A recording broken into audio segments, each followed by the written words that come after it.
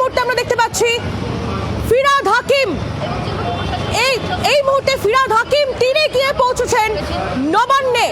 মমতা বন্দ্যোপাধ্যায়ের বহু বছরের বিশ্বস্ত সঙ্গী এই ফিরহাদ হাকিম, তার কোথায় কোথায় মুখ থেকে ববির নামটা আমরা শুনতে পাই, সেই ববি তিনি আজ পৌঁছে গেলেন নবান্নে। শ্রেয়সী,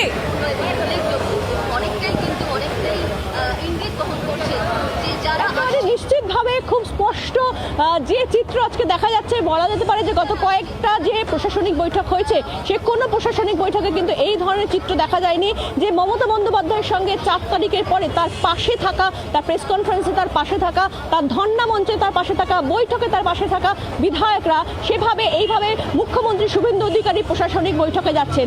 আজকে যখন তৃণমূল কংগ্রেস স্পষ্টত বিভক্ত হয়ে গেল, যেখানে সিংহভাগ এমএলএ একেবারে অভিষেক বন্দ্যোপাধ্যায়, গতকাল আমরা দেখেছিলাম মমতা বন্দ্যোপাধ্যায় তিনি যখন ধর্ণা দিচ্ছিলেন তখন ফিরহাদ হাকিম তিনি বিধানসভায় পৌঁছে গিয়েছিলেন।